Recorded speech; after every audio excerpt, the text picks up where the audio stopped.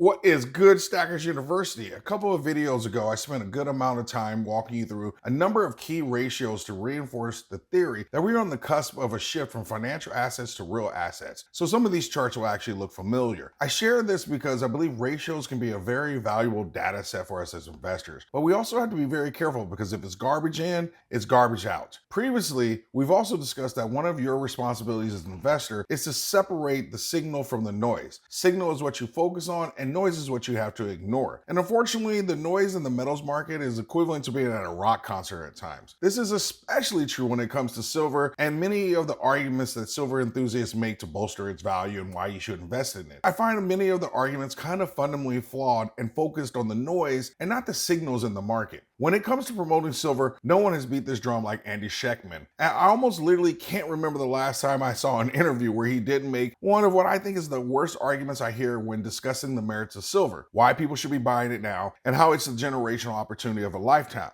Now, don't get me wrong, I'm not here to bang on Andy, as I think he's a pretty solid, cool dude, and I'd love to have a drink and a cigar with him and pick his brain. So once again, don't y'all be out there starting no mess and have Andy's followers or Silver Slayer's followers come at your boy, all right? My issue with Andy or any of the silver enthusiasts is not, I repeat, is not that silver isn't a phenomenal buy or that silver doesn't present a generational buy and opportunity of a lifetime. I only disagree with one part of the premise, but it's a major premise that keeps getting repeated over and over again to the point that it's no longer questioned or it's simply treated as the truth. When this happens, it creates what is called the illusory truth effect, or simply truth by repetition. The illusory truth effect is a cognitive bias where people start to believe information is true after repeated exposure to it, regardless of whether it's actually true or supported by evidence. The more people are exposed to a statement, a claim, or a piece of information, the more likely they are to believe it, even if it's false. This cognitive bias and type of belief is potentially dangerous for your stacking specifically and for your life in general. You simply can't just believe things because it's what everyone else believes or says or acts as if it's true. Think back to when you were a teenager learning about sex.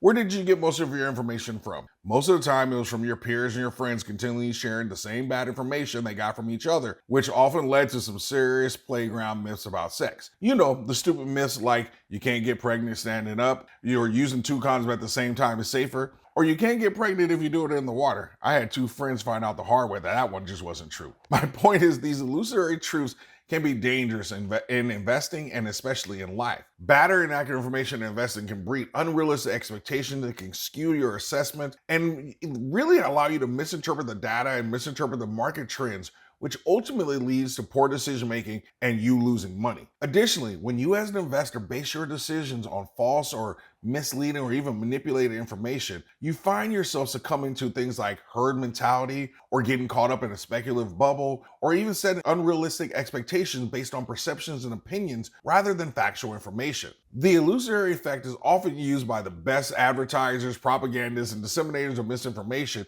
to create a false sense of credibility or truth, all with the goal of exploiting and misleading you. Despite lacking evidence or credibility, the information becomes familiar with us and it is then more likely to be accepted by individuals as true. Now, I'm not saying that's what Andy Schectman is doing at all. I don't think that's the case. I think he's merely repeating a theory or a framing related to the gold-silver ratio that feels relevant and logical. Specifically, I'm referring to this often repeated kind of argument that the gold to silver ratio should or could return to either the ratio of gold to silver in the Earth's crust, which is around 18:1, or the rate at which it is mined, which is about 8:1. These are two of the most absurd arguments and rationales and reasons I have ever heard. As an investor, I really do care about using ratios as a data point to assist my decision making, but they have to make sense, and these just don't. Before I explain, as a quick recap, the gold to silver ratio represents the number of silver ounces it takes to equal 1 ounce of gold. As I record right now, the ratio is currently around 86:1. Historically, the gold to silver ratio was set by governments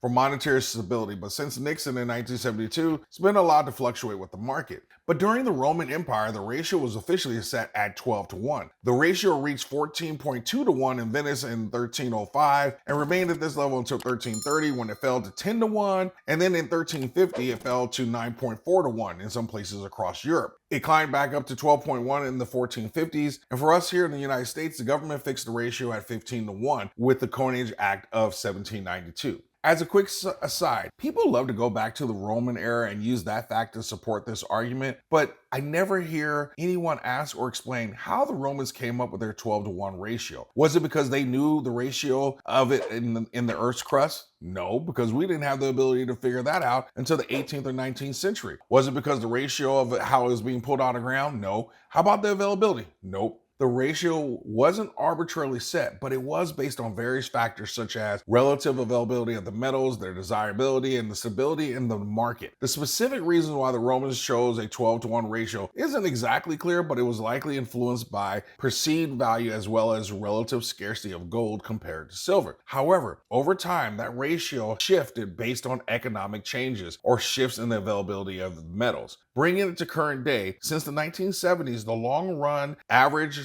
gold to silver ratio has been around 65-to-1, with the highest peak being at 125-to-1 during that event in 2020, and the low being around 15-to-1 in December of 1979. Here's the reality, and we need to almost take this back to economics 101. The price of something is influenced by the availability of the item. In other words, supply and demand. We all get that. However, there are other determinants that influence the market price of an item, such as its use, its particular use in industry, production costs, competition, psychological factors, consumer or investor sentiment, the market and economic conditions, mining production, as well as mining costs. All of these variables can cause the price of an item to fluctuate independently. Another key factor is the perceived value of an item, which is the worth or the utility that people believe they will get from the item. We have to remember, though, that this is a subjective assessment based on a number of things such as those listed on the screen here. If you're old enough to remember the 1990s when Beanie Babies were the craze, yeah, those little stupid $2 stuffed dolls made of some polyester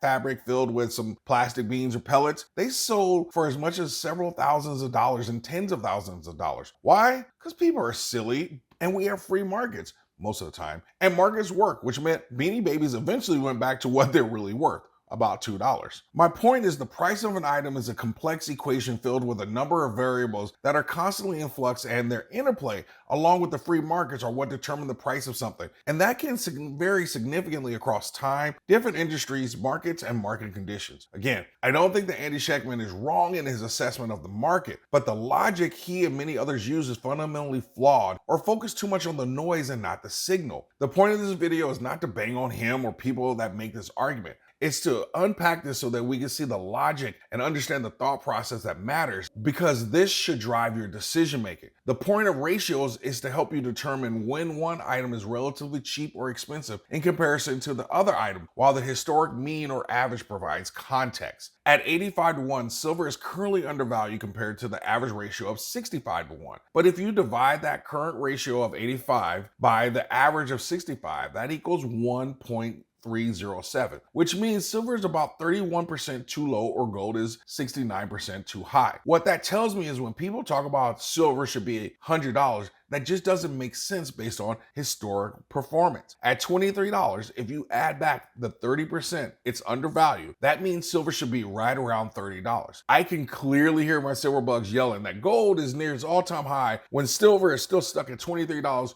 which is half of its all-time high. While that is technically true, you have to dig a little bit deeper, and what you see is that in the times that silver reached that around $50 mark high in 1980 and 2011, those were spikes, and they only lasted for very short periods of time. And since they didn't really trade there for a long period of time, I'm not sure how reliable of a data point it is in terms of referencing it as a tradable all-time high. In fact, if we remove both of those spikes, we find that silver is still lacking gold in terms of its performance, but it's only within a few dollars, it's only within a few dollars of trading at its all-time high. This is what I mean when I talk about digging into the data and looking a little deeper. This information is very valuable because it can help you decide where to deploy your capital, because your decision to invest is very different if your frame of reference is that silver is simply half of its all-time high. While that's correct, it's not completely accurate, because based on the historical average of the GSR, which we just covered, silver is actually only 30% undervalued. And it's very true that we have seen extremes in this GSR ratio. But if you buy into the illusory truth that the GSR should go back to single digits or high teens, your framing of the opportunity with silver is instantly skewed the wrong direction, because you will have latched onto a belief or a myth about an 18-to-1 or an 8-to-1 ratio. Frankly, there is zero reason to believe that the price of silver should be solely based on the ratio in the Earth's crust, or the ratio by which we pull it out of the ground. As I tried to share, markets work, and the price will always end up where the market sees fit. To be a successful investor, you just can't accept information on face value. You have to analyze, inspect, and evaluate the information. You cannot simply be a sponge that sucks up whatever liquid it's exposed to, as investing decisions based off of incorrect or unreliable information can result in unrealistic expectations about the potential returns, the risk, and the overall performance of your investments. In the comments, what do you think the gold to silver ratio should be? In the next 6 months, do you expect the ratio of 85-to-1 to be higher or lower? Or simply put an A+ in the comments so that everyone knows that you always stack smarter and never stop learning.